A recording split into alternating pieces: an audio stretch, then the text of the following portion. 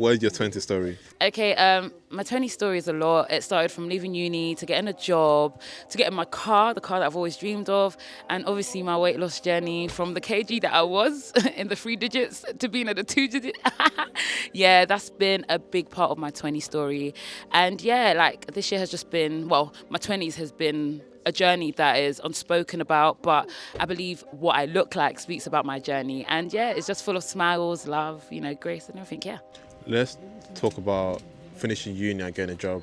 How was the transition like? It was hard. I'm gonna tell you now, it was hard. Leaving uni, I remember I did a joint honours, so became a call centre girl, and COVID happened, and then I was like, oh my gosh, I'm lost. I don't want to become redundant, and that's how I became a teacher.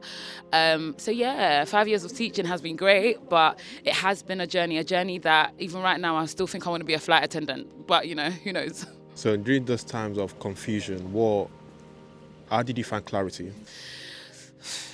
That's a very good question.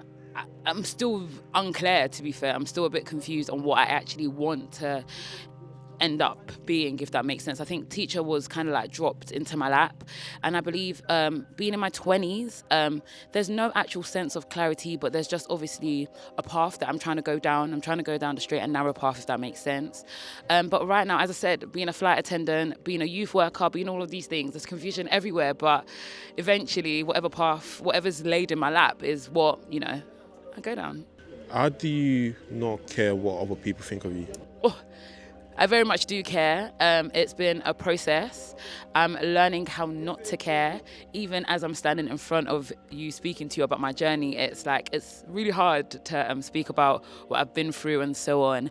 So I think it's just a mindfulness thing. And I think even my weight loss journey kind of adds into that, if that makes sense. Me not caring how people see me, how people, think of me. I'm thinking about me, myself, and I. It's all about me, like Beyonce said. One thing I want to touch on is identity. How do you find your identity, especially in your 20s?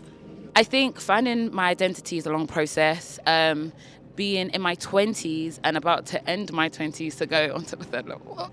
I think the things I do makes me who I am today. The things I think about, the things I say, the things I act on, my job, my voice, that's my identity. I believe that's what makes me. And finding it is a journey, and it's still a journey. Probably until the day I die, I'll still be looking for my identity. But I know that other people can see probably what I can't see, and that's what makes my identity me.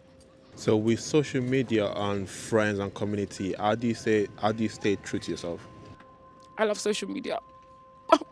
I think I stay true to myself in the aspect of I know what I want. And I think that is a very, very important thing when it comes to social media because if you don't know, I teach psychology. Yeah, and we talk about conformity and so on, and it's easier said than done, but everyone in this world conforms to a lot of the things on social media, and I guess you just need to know yourself, know who you are, know what you want, especially what you need, and necessity is, more important than what you want, but yeah. If you had to describe your 20s with one word, what would it be, and why? First, very good question. I would say grace. And the reason why I say grace is because there's been a lot of ups and downs, but I'm here today, if that makes sense. And I'm still on that journey, and grace, favor. That's the thing, my 20s about. When you watch this back in 10 years' time, what is something you want to tell your future self right now? What is something I want to tell my future self? Don't give up. Don't give up. Keep pushing. Keep pushing, baby. Procrastination, stagnation is not yours, but just keep pushing. The world is your oyster.